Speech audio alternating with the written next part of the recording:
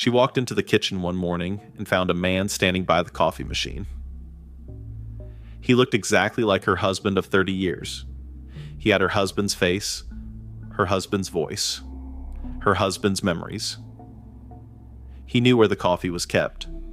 He remembered their honeymoon. But she was certain in the deepest way she had ever been certain of anything, that this man was not her husband. He was an impostor.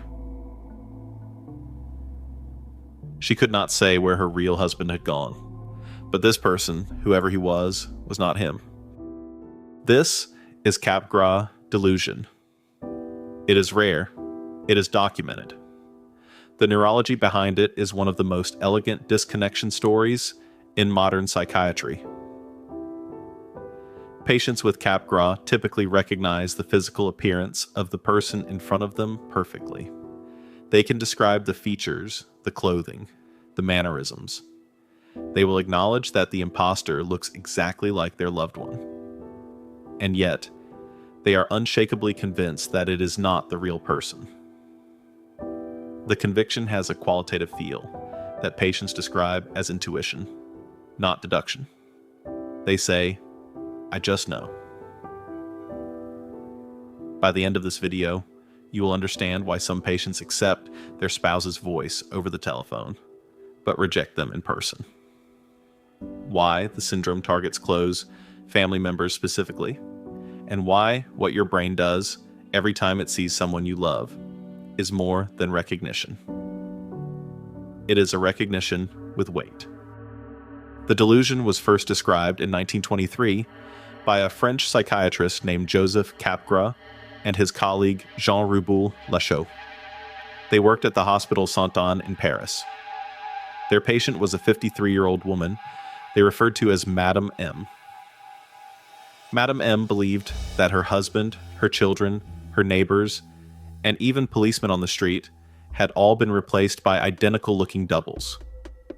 She called these doubles saucés, the French word for lookalikes. She kept a meticulous diary in which she cataloged the imposters. By her own count, by the time she was admitted to Sainte-Anne, she had been visited by more than 2,000 replacements. Capgras and Roubou-Lachaud titled their paper The Illusion of Doubles. They proposed that Madame M's condition reflected an unconscious ambivalence toward her husband, a Freudian explanation that placed the syndrome firmly in the realm of psychogenesis. For most of the 20th century, that interpretation held. Capgras delusion was considered a peculiar expression of repressed conflict. That view collapsed in the 1970s. A young man, after a severe head injury involving bifrontal contusions, developed the conviction that his parents had been replaced by imposters. He had no prior psychiatric history. He had no Freudian conflict to repress. He had a brain lesion. Alexander, Stuss, and Benson reported the case in 1979 in the journal Neurology. The Freudian interpretation could not survive the data. The brain itself was the point of failure.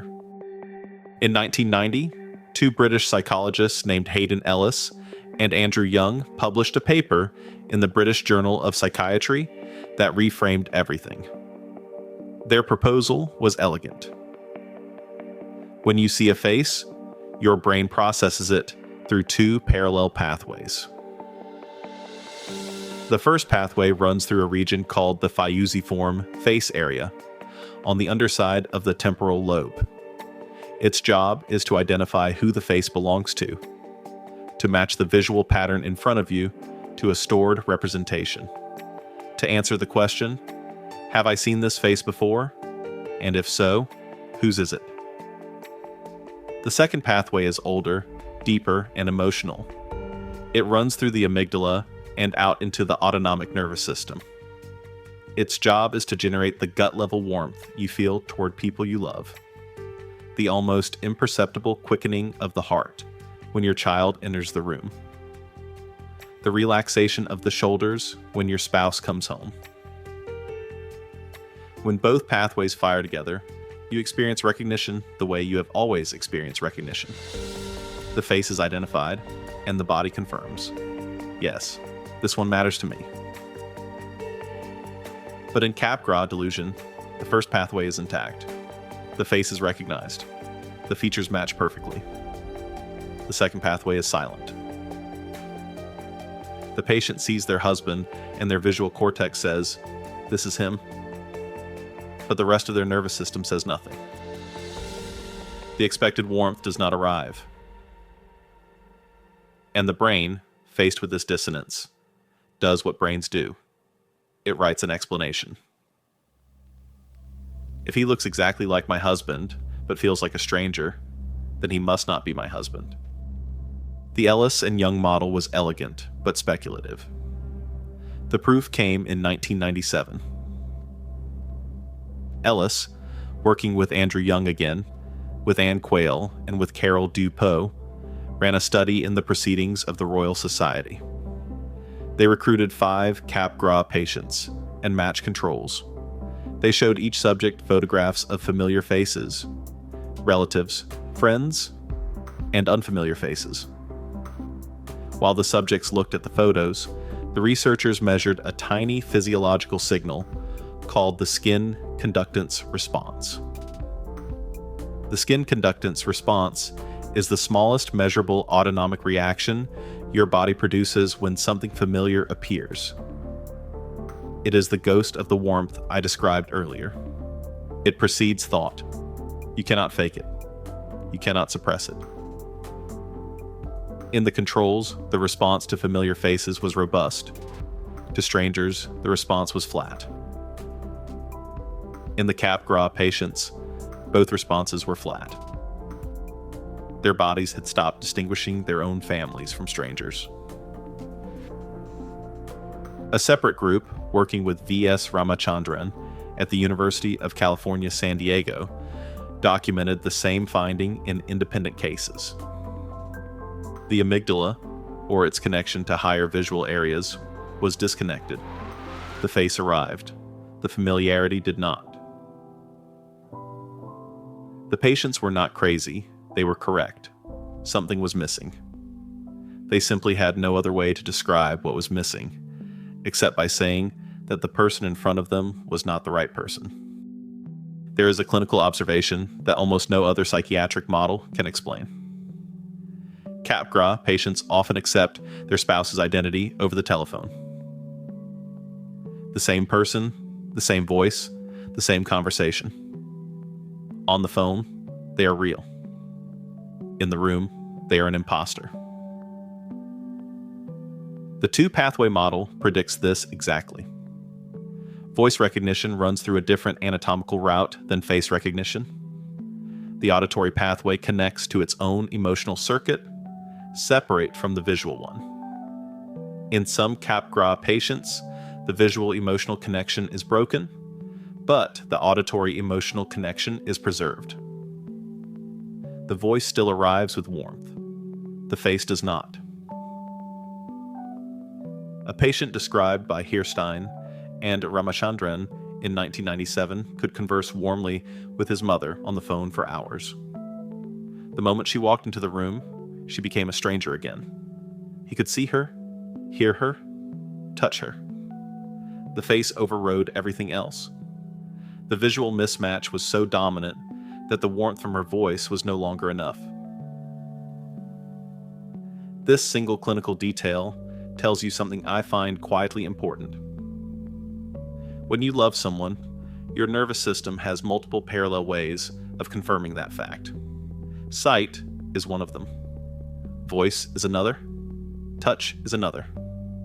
Smell is another. They normally fire together. When one of them fails, you may not notice consciously, but the absence registers somewhere.